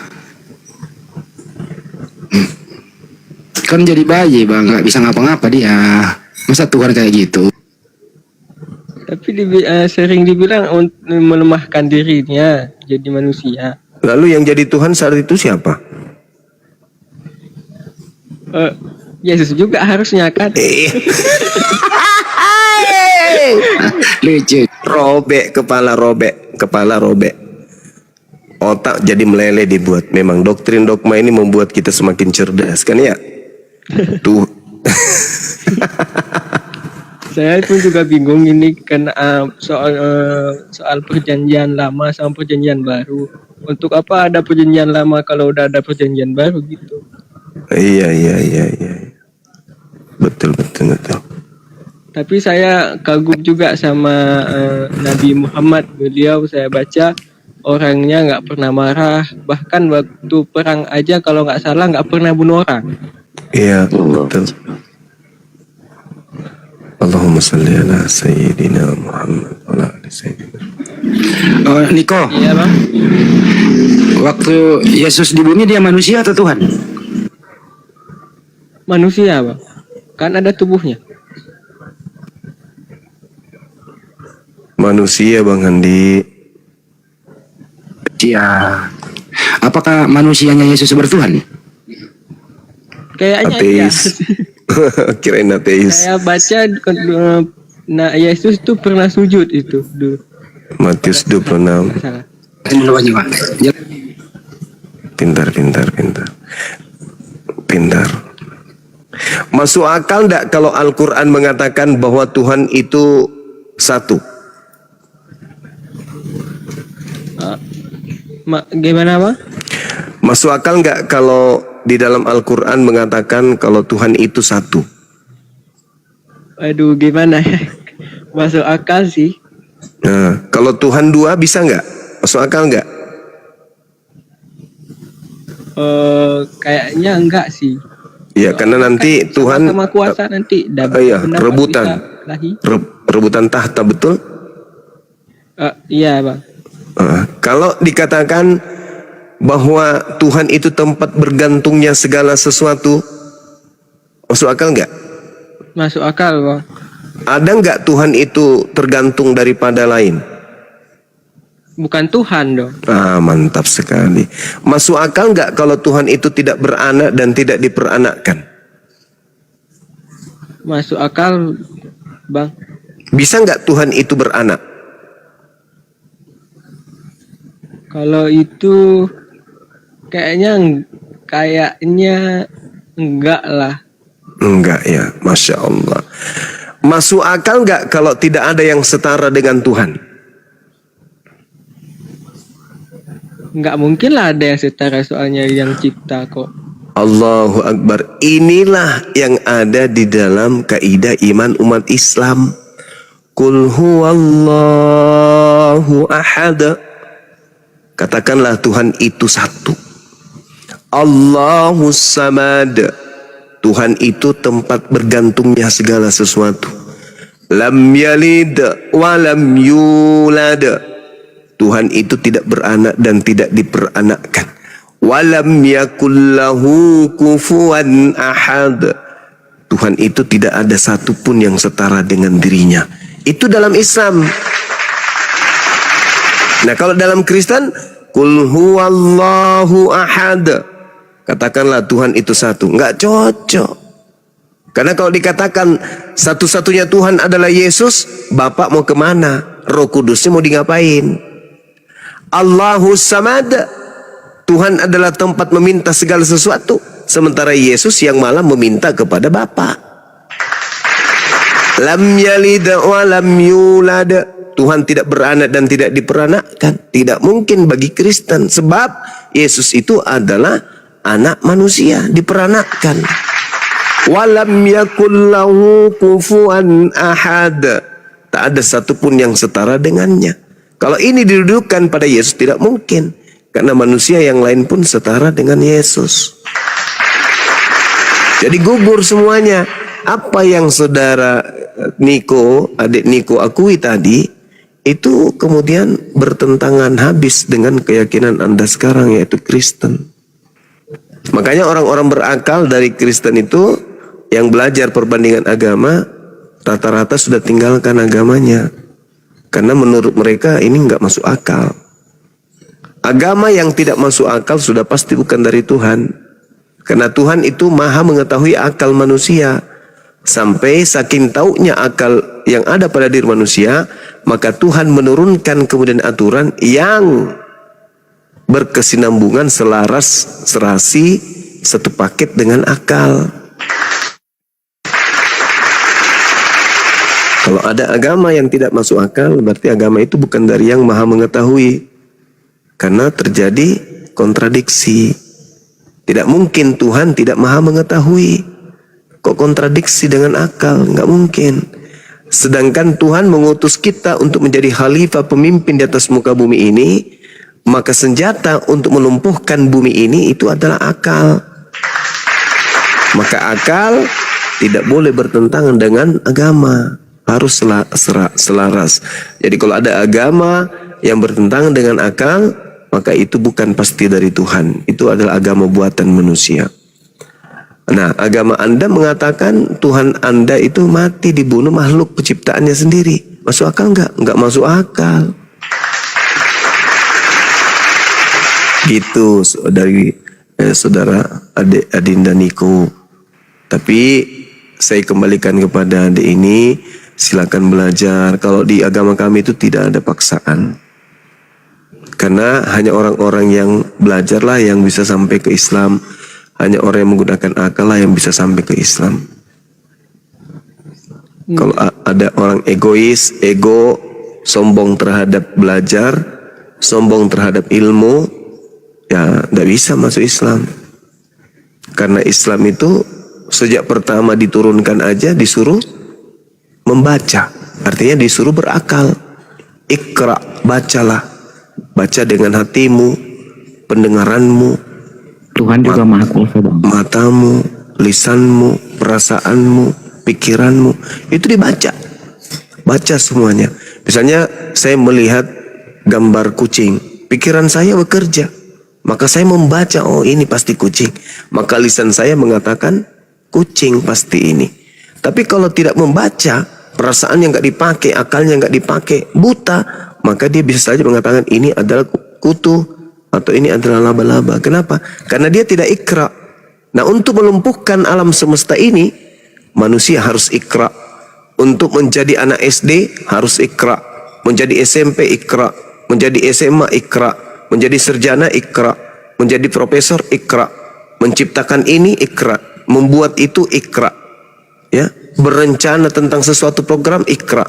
Semua lini dalam kehidupan manusia karena ikra. Orang bisa menerbangkan pesawat terbang ikra. Orang bisa membuat mobil ikra. Membuat kemudian helikopter ikra. Membuat kemudian komputer, internet, TikTok ikra. Semua ikra. Maka Al-Quran ketika datang ikra, bacalah.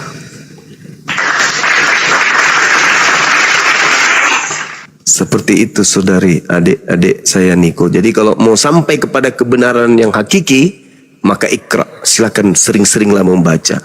Jangan seperti pendeta, pastor, atau yang datang berdebat di kami. Coba Anda baca di dalam Matius 12 nomor 38. Apa katanya? Ya bacalah. Aku tidak bawa Bible. Aku lagi di pasar. Bible ada di rumah. Disuruh lagi. Ya buka aja di Google. HP ku cuma satu. Kalau aku buka di Google, nanti saya terlempar keluar.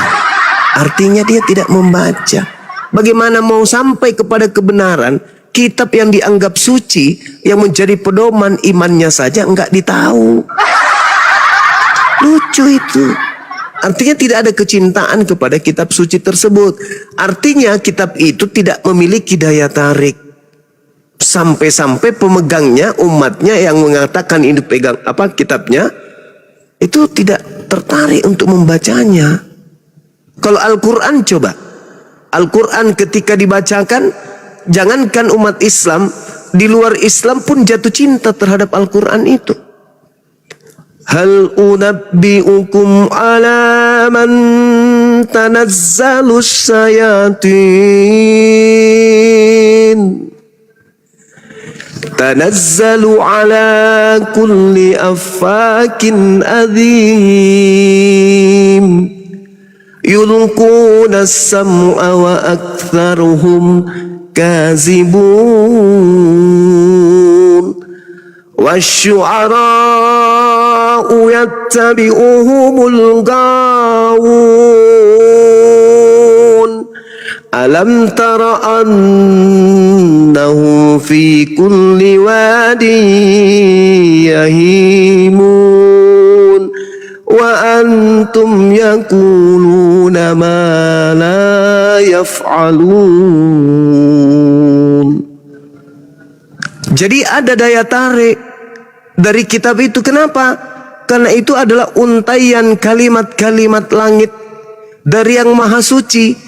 Maka ketika kita mendengarkan alunan kalimatnya, hati jadi indah, hati berbunga-bunga, hati kemudian menjadi penuh, hati menjadi kenyang rasanya. Kenapa? Karena kita mendengarkan kalimat dari pencipta kita. Ada daya tarik sendiri. Maka mendengarkannya adalah pahala kebaikan, membacakannya juga mendatangkan pahala kebaikan. Sebaliknya, orang yang mengkitabkan sebuah buku yang bukan firman Tuhan, ogah untuk belajar terhadap kitab tersebut. Kenapa? Masing-masing dua ini, antara pemegang kitab dan kitabnya, itu seperti magnet yang saling kutub B dengan B, saling tolak menolak.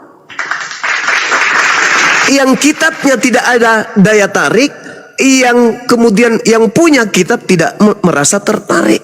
Berbeda dengan Quran. Anak-anak kecil yang baru belajar bicara akan cinta terhadap Al-Quran. Dari kecil umat Islam itu diajarin kemudian membaca Quran. Iqra bismi rabbikal ladzi khalaq, khalaqal insana min alaq. Iqra wa rabbukal akram, alladzi 'allama bil qalam, 'allamal insana ma lam ya'lam, kalla innal insana la yatgha ar-ra'ahu istaghna, inna ila rabbika ruj'a. Besok hari anak minta lagi, mama ngaji dong ma. Coba kalau kita Bible, sudah sampai kitab Amsal, Yeskiel, wah udahlah, hancurlah. Nah itulah bukti bahwa akal kita ini akan tersetting kemudian oleh pencipta yang maha tahu untuk cinta kepada kitab suci. Jadi kalau ada agama yang tidak cinta kepada kitabnya, itu tanda-tanda. Dan kalau ada orang mengatakan cinta kepada kitabnya dan mengatakan kitabnya adalah firman Tuhan, mengatakan kitabnya adalah perkataan Tuhannya, tapi dia tidak tahu menahu tentang kitabnya, tidak mau berpikir untuk menghafalnya atau tidak bisa menghafalkannya, itu tanda-tanda bahwa itu bukan firman Tuhan. Sebuah agama yang tidak berlandaskan kepada firman Tuhan, agama itu bermasalah. Siapa yang menganut agama bermasalah, maka akan berakhir dengan penyesalan. Tapi apalah guna penyesalan ketika dia sudah ada di dalam api neraka yang menyala-nyala. Percumi. Untuk itu, Adinda Niko, adik ini masih muda, usianya masih panjang, masih banyak karya yang harus kau torehkan dalam hidupmu. Belajar, gunakan akal sehat, tinggalkan ego, tinggalkan dogma, tinggalkan doktrin, katakan yang benar itu benar, salah itu salah, apapun yang terjadi. Itulah manusia yang sebenarnya. Demikian dari saya, wabillahi taufik wal hidayah. Assalamualaikum warahmatullahi wabarakatuh. Waalaikumsalam warahmatullahi. Ya, Bang Niko, semoga malam ini Anda mendapatkan pencerahan. Tentu sudah dicerahkan dari tadi ya. Gunakan akalmu, gunakan akal sehatmu untuk berpikir, mencerna, memahami apa yang dipaparkan oleh guru kami. Boleh tanya satu lagi? Silakan. Kalau Yesus itu ada nggak di Al-Quran? Kalau di Al-Quran Yesusnya cuman dikatakan wa idza khusiran nasu kanu lahum a'da wa kanu bi ibadatihim kafirin. Adinda Alif, kalau saya salah baca ayat tolong ditegur. Jadi di situ dikatakan oleh Allah, nanti di hari kemudian apa yang mereka orang-orang kafir sembah akan menjadi musuh bagi mereka, dan pemujaan-pemujaan yang mereka lakukan terhadap yang mereka sembah akan ditolak oleh yang mereka sembah. Dengan kata lain, kalian menyembah Yesus, menurut Al-Quran Yesus akan menolak pujaan-pujaan kalian. Kalian kemudian mempertuhankan Yesus, menurut Al-Quran Yesus akan menolak penyembahan yang kalian lakukan. Itu kata Quran. Dan ternyata terbukti. Matius 7 nomor 22 nomor 23. Pak, kata Yesus, pada hari terakhir nanti banyak orang akan memanggil aku Tuhan, Tuhan, bukankah kami ketika di dunia bernubuat pakai namamu, mengusir setan pakai namamu, bermujizat pakai namamu? Kata Yesus, pada hari itulah aku Yesus akan berterus terang kepada mereka, enyahlah daripadaku, aku tidak mengenal kalian, kalian semua adalah pembuat kejahatan. Berarti yang disinggung oleh Al-Quran tadi adalah Yesus. Begitu saudara, gitu Adinda. Kalau sakit giginya udah lama Niko, enggak sakit gigi, Pak. tapi sakit gusi. Ya, suaranya kurang keras Bang Niko. Suara Bang Niko kurang kenceng. Maaf.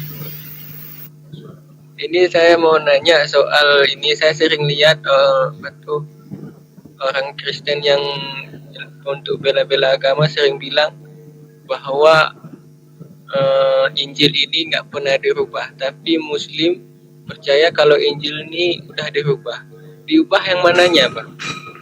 Ya, di dalam kitab saudara Markus 1 nomor 14, Yesus datang ke Galilea memberitakan Injil Allah.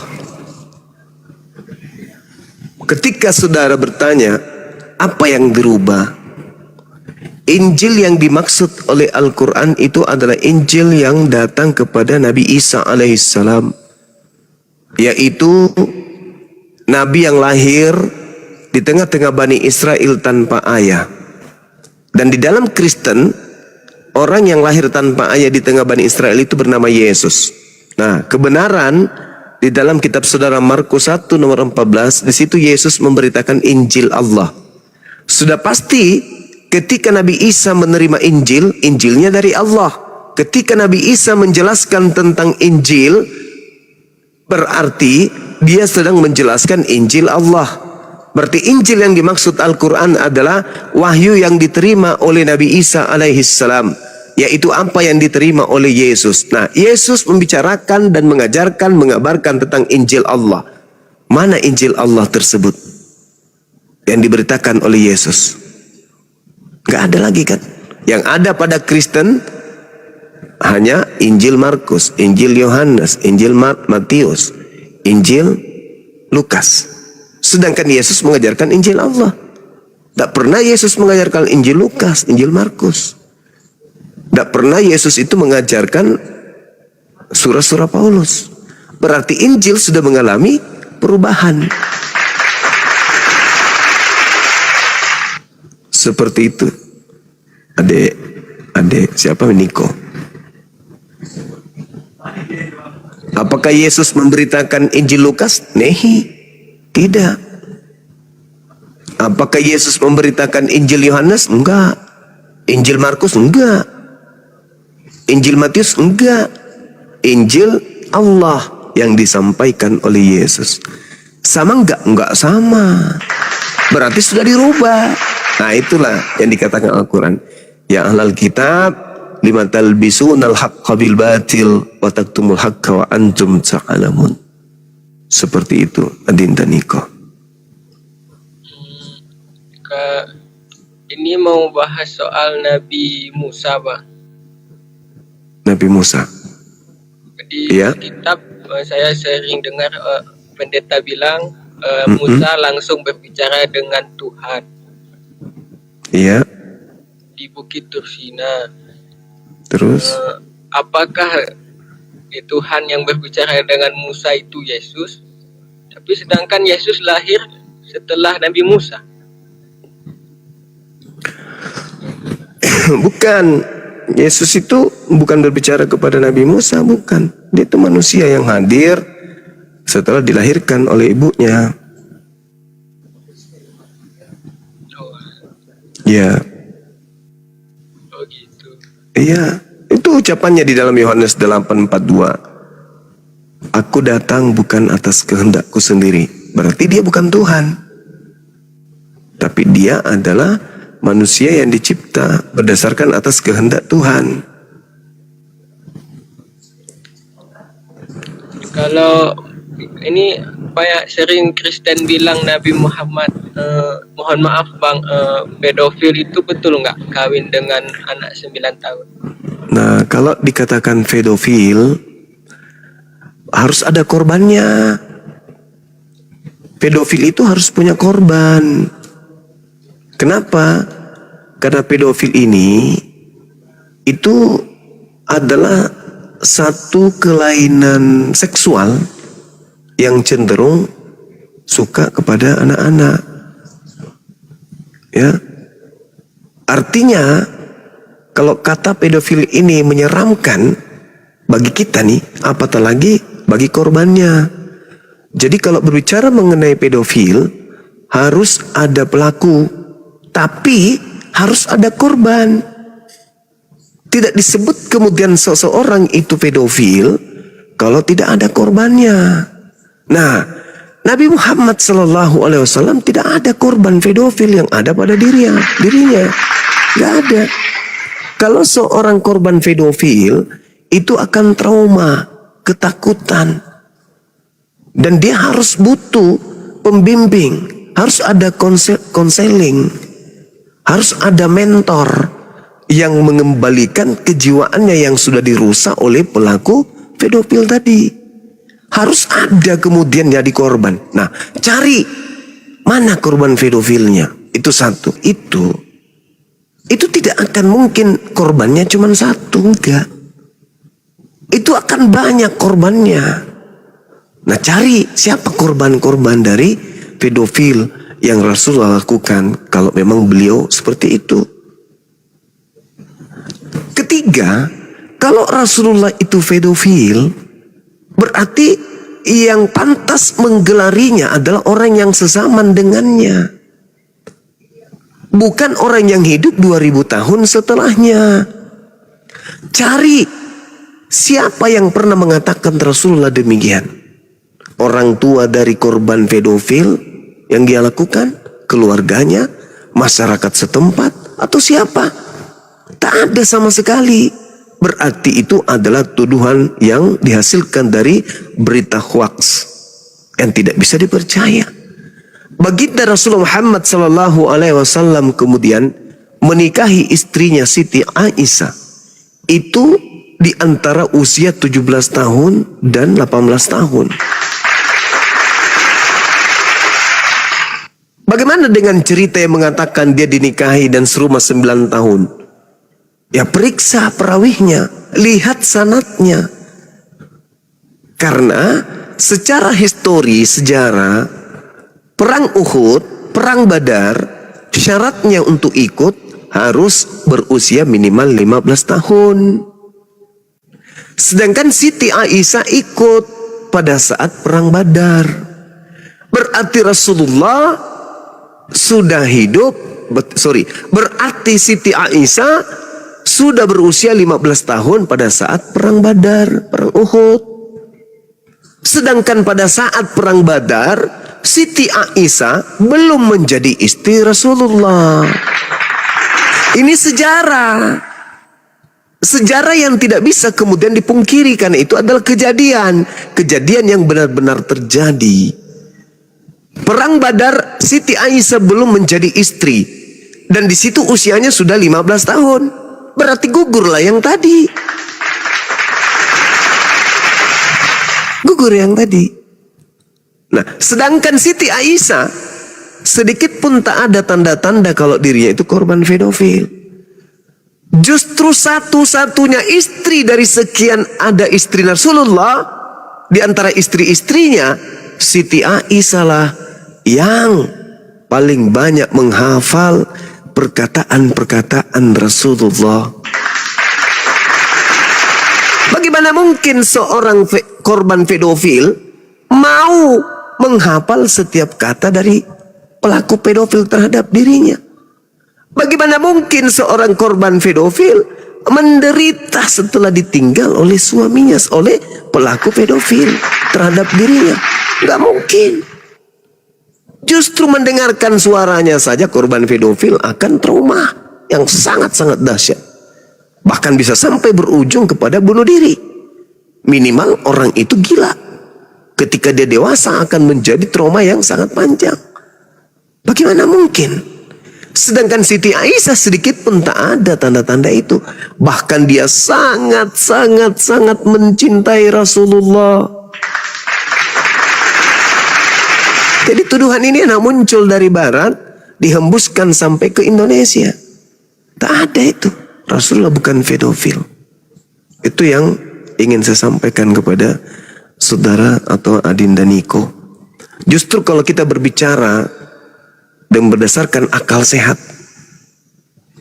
Maria, ibu dari seorang anak bernama Yesus. Maria adalah seorang perawan. Tiba-tiba saja disobek selaput darahnya oleh seseorang yang katanya Tuhan. Kalau dia Tuhan, apa pentingnya merobek selaput darah?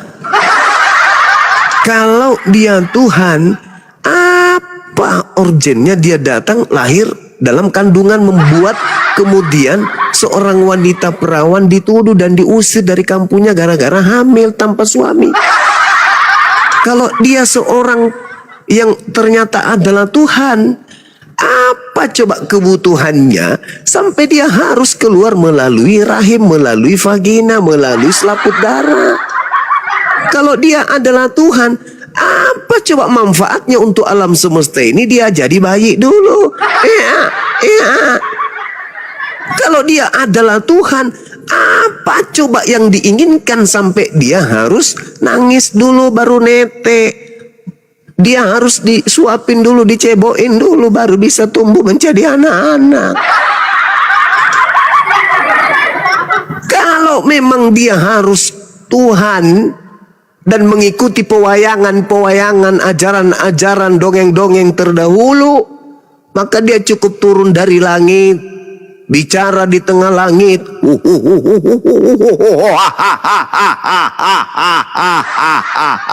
Wahai segenap penduduk bumi, wahai semua makhluk yang ada di atas bumi, semua, yang membelakang hadap sini. Lu yang lagi cek jangan cebok dulu, hadap sini dulu. Lu yang tidur bangun, aku datang. Lu yang jadi main kaplek berhenti. Lu yang jadi lagi minum balok berhenti dulu. Nonton film berhenti semua, menghadap ke saya. Dengarkan oleh kalian, akulah Tuhan kalian. Itu baru boleh. Sekaligus kayak gitu biar ini bagus, cerita filmnya bagus. Ke Tuhan jadi bayi dulu. Gimana toh? Kalau dia tidak disusuin, tidak disuapin, maka dia jadi apa? Jadi apa? Bonsai. Lah nggak disusuin, bagaimana mau bertumbuh? Nggak bisa dia cari susu peras sapi sendiri, nggak bisa. Nggak bisa, dia bayi berjalan kemana-mana nggak bisa. Cebok sendiri aja nggak mampu. Kayak mana dia mau bertumbuh? Kalau dia kemudian tidak disuapin sama emaknya, kena busung lapar. Ini apa ini, kok usil kali? Kalau dia Tuhan dan pingin kali dianggap Tuhan, bikin cerita film pewayangan kayak tadi. Hahaha, hihi. Tinggal dipilih huruf mana yang dia mau pakai supaya dianggap Tuhan. Hihihi, hahaha, akulah Tuhan. Bisa kayak gitu. Baru dianggap Tuhan. Ini enggak. Dia harus pecahkan perawan dulu, membuat seorang perempuan hamil dulu. Ujung-ujungnya apa yang terjadi? Kedurhakaan. Kenapa berujung kepada kedurhakaan? Seorang wanita perawan tidak pernah digauli, tidak pernah dinikahi, tiba-tiba mengandung 9 bulan, perut buncit, pusarnya keluar, belum lagi dia ngidam. Ya kalau ngidamnya itu jambu mente nggak apa-apa. Lah kalau dia ngidam kentut ayam jantan gimana toh?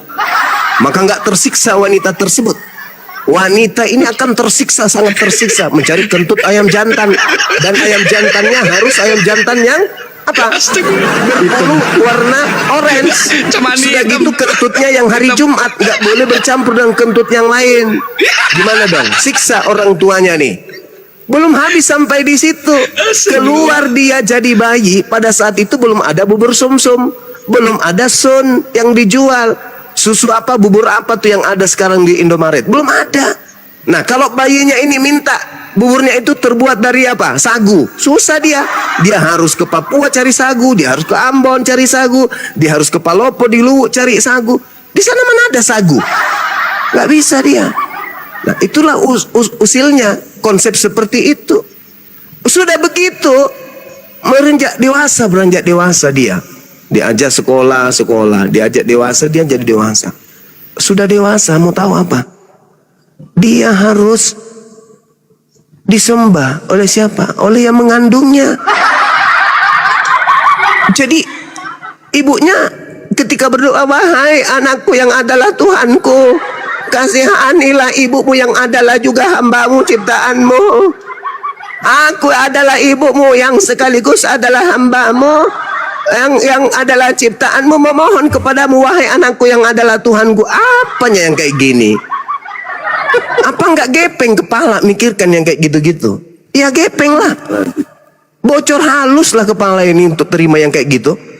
Mengandung, selaput dirobek, ku besarkan, segala sesuatu ku persembahkan untuk dia jadi besar. Begitu dia besar, dia pula yang aku tuhankan. Alamak.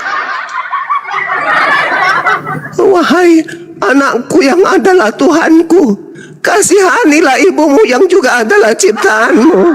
Alamak. Nanti ketika di surga, si anak manggil apa kepada ibunya? Wahai ibuku yang adalah ciptaanku sendiri, apa kabarmu hari ini, ibu? Maafkan anakmu yang terlalu tinggi jabatannya harus menjadi Tuhanmu. Gila kan? Itu belum seberapa tuh. Si ibu memiliki saudara.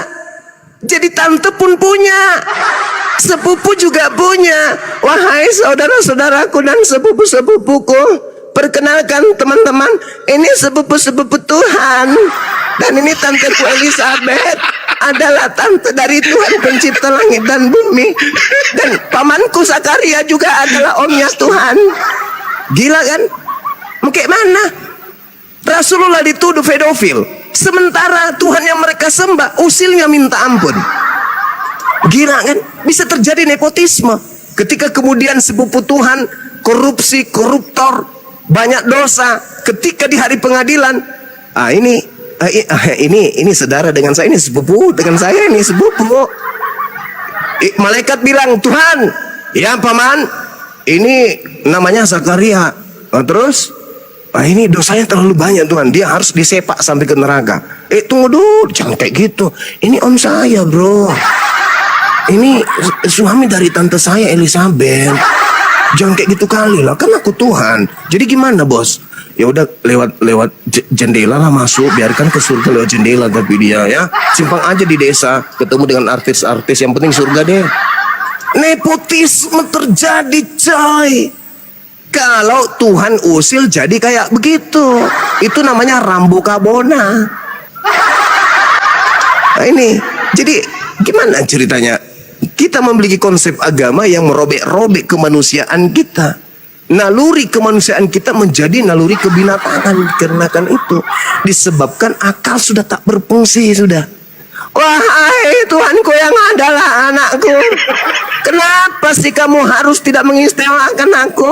Tetanggaku kemarin kena sariawan, aku ibumu. Kok kasih juga aku penyakit sariawan?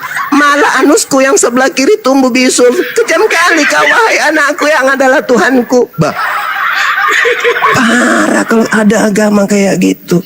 Mungkin mana lagi, itu konsep loh, itu konsep. Bahkan saya biasa berdialog, berdiskusi. Wahai saudara, ya paman, tua mana Maria dengan Yesus? Apa katanya? Tua Yesus. Tua mana?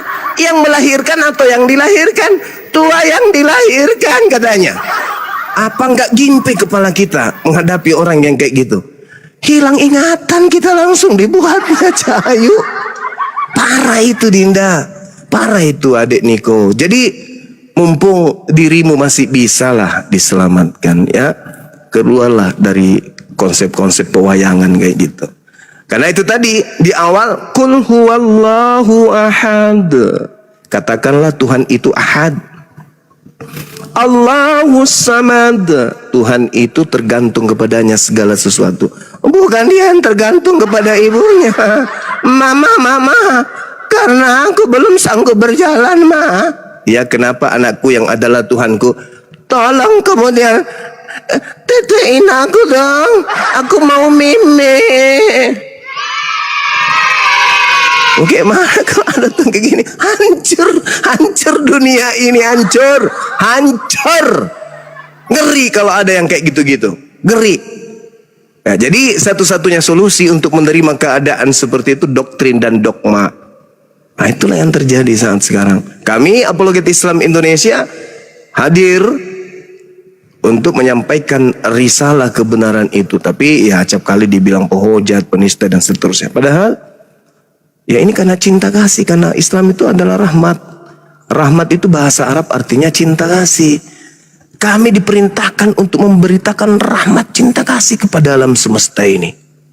Kalau tidak, ngapain coba? Harusnya saya tidur, ya kan? Indonesia merdeka, Indonesia menang 1-0 kan? Harusnya saya tidur, merayakan kemenangan bersama dengan anak-anak saya.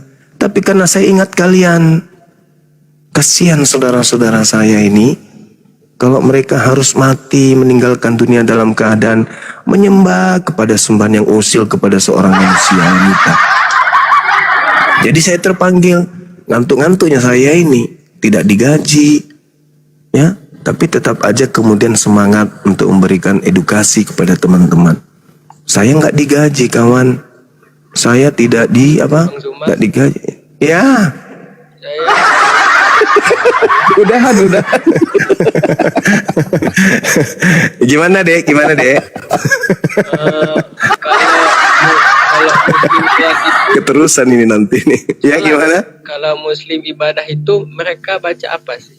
Nah, kalau Islam itu beribadah, semua gerakan dalam hidupnya, semua perbuatan dalam hidupnya itu ibadah. Mereka berjalan, ibadah. Mereka duduk, ibadah. Seperti yang saya lakukan sekarang ini adalah ibadah. Menyampaikan kemudian pesan-pesan yang baik itu ibadah. Nah, kecuali ada ibadah-ibadah khusus seperti sholat. Ada bacaan-bacaan sholat. Allahu Akbar. Wahai Engkau Tuhan yang Maha Besar. Alhamdulillahi Rabbil Alamin. Segala puji bagi Allah, Tuhan semesta alam. Itu bacaan-bacaan kami di dalam sholat. Ar-Rahmanir-Rahim, yang Maha Pemurah, yang Maha Pengasih lagi Maha Penyayang. Kemudian Malik Yaumiddin, Dikau yang menjadi pemilik hari pembalasan. Iyyaka na'budu wa iyyaka nasta'in. Hanya kepada Engkaulah kami menyembah dan hanya kepada Engkaulah kami memohon pertolongan. Ihdinas siratal mustaqim. Tunjuklah kami kepada jalan yang lurus. Siratal ladzina an'amta 'alaihim, yaitu jalan orang-orang yang telah kamu beri nikmat kepadanya. Ghairil maghdub 'alaihim waladdallin. Bukan jalan mereka yang engkau murkai, bukan juga jalan mereka yang sesat. Itu salah satu bacaan pada saat umat Islam itu ibadah, pemujaan kepada pencipta langit dan bumi. Seperti itu. Tapi kalau semisal anak-anak yang baru belajar Islam, itu sesuai dengan kesanggupannya di dalam ibadah kepada Allah. Seperti itu, Adinda Niko. Muslim yang di Arab itu bang, yang mutar-mutar Ka'bah itu untuk apa? Itu tawaf, itu ibadah. Itu ibadah. Jadi itu prosesi ibadah itu. Jadi mereka melakukan tawaf sebagaimana yang dilakukan nabi-nabi terdahulu, umat-umat terdahulu ketika mereka ibadah. Sebagian daripada prosesi ibadah itu ada diantaranya adalah mengelilingi mesbah itu.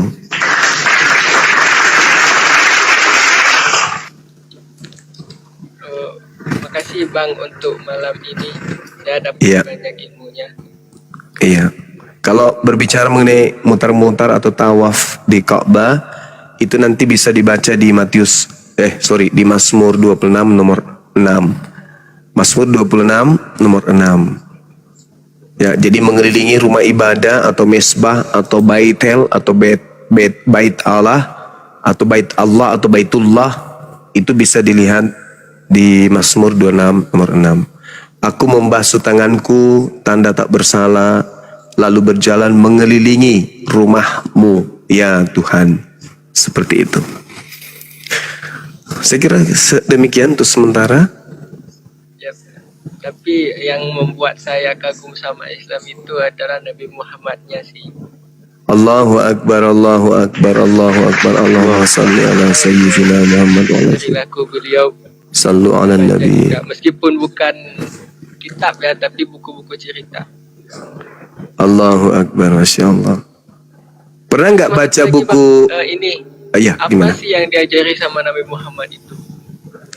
Ya, diajari cara mendapatkan ridho dan rahmat Allah dan membimbing kami umat manusia agar kami ini suci, karena yang bisa masuk ke surga hanya orang suci.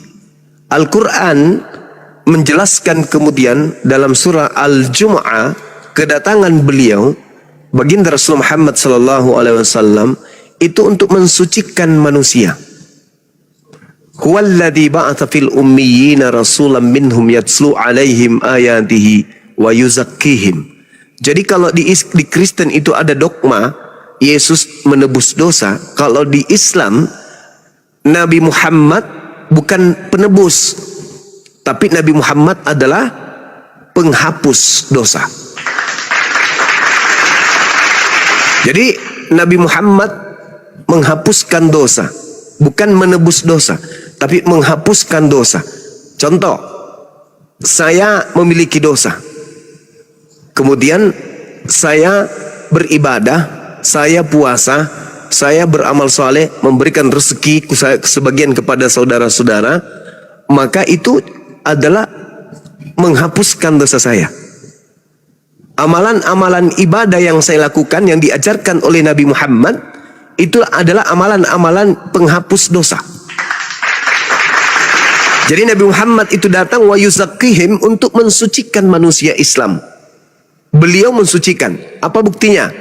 Al-Quran surah At-Taghabun, ketika kemudian ada di antara umat Islam ini mati membawa dosa, lalu kemudian dalam hidupnya tidak pernah syirik, tidak pernah menyembah selain daripada Allah, dan dalam hidupnya melakukan amalan-amalan saleh, maka apa kata Allah? Yauma jama'ukum li yaumil jam'i dzalika yaumut taghabun wa may yu'min billah wa ya'mal salihah yukaffir anhu sayyi'ati wa yudkhilhu jannah tajri min tahtihal anharu khalidina fiha abada. Zalikal fawzul azim. Ketika kemudian hari kiamat berlalu, lalu manusia dibangkitkan, lalu dihimpun mereka seluruhnya, masa hari penghakiman, dosa-dosa kemudian diungkapkan pada saat itu. Kata Allah, wa may yu'min billah wa ya'mal salihah yukaffir anhu sayyi'ati wa yudkhilhu jannah.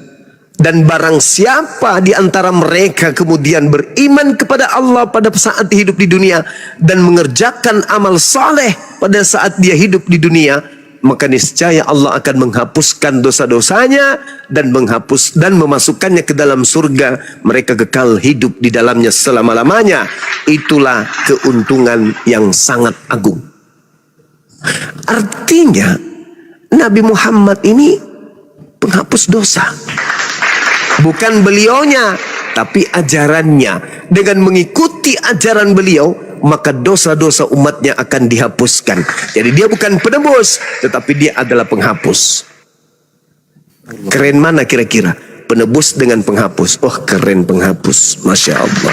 Makanya dikatakan dalam Al-Quran, Qul in kuntum tuhibbunallah fattabi'uni yuhibbukumullah wa yaghfir lakum dzunubakum wallahu ghafurur rahim. Wahai manusia, jika engkau ingin dicintai pencipta langit dan bumi yang maha kaya, maha pengasih, maha penyayang, ingin dosa-dosamu dihapuskan, maka ikutlah kepada baginda Rasulullah Muhammad sallallahu alaihi wasallam, maka dosamu seluruhnya akan dihapuskan dan engkau akan dicintai oleh sang pemilik alam semesta ini. Kalau kita dicinta oleh Pak Desa, bangga kita kan? Kalau kita dicinta oleh Pak Camat, senang kita. Dicinta sama Pak Bupati, wah happy-nya kita. Dicinta sama gubernur, Masya Allahnya kita. Dicinta sama presiden, bangga sekali kita. Bahkan cenderung karena cintanya, karena dicintainya, maka kita merasa sombong, bangga. Karena kita dicintai oleh orang yang hebat. Lalu bagaimana kalau yang mencintai kita itu ada pencipta alam semesta ini? Subhanallah. Kalau kita sudah dicintai oleh pencipta, tidak mungkin pencipta memasukkan kita ke neraka. Kemana sang yang maha pencipta yang mencintai kita ini menyimpan kita ketika kita dicintainya? Surga. Maka untuk masuk surga, satu-satunya jalan adalah mengikuti baginda Rasulullah Muhammad sallallahu alaihi wasallam. Jangan yang lain. Saya kira begitu. Wabillahi taufiq wal hidayah. Silakan. Cakaruk Dui Indonesia. Ya. Terima kasih Bang atas ilmunya. Iya, sama-sama Dinda Niko. Tetap belajar, jangan menjauh dari keadaanmu yang mau belajar. Jangan dunia ini memalingkan duniamu untuk belajar. Izinkan dirimu untuk mengetahui kebenaran itu. Lepaskan kegiatan-kegiatan yang tak berguna. Jangan terlalu banyak santai, happy, bahagia hura-hura, tapi sibukkan dirimu dengan belajar. Pelajari Bible, silakan. Pelajari Quran, silakan. Biarkan kemudian kebenaran itu datang menyapa. Suatu hari nanti ketika hatimu sudah bersih, disinari oleh cahaya Allah, maka engkau akan mencari kemudian Islam.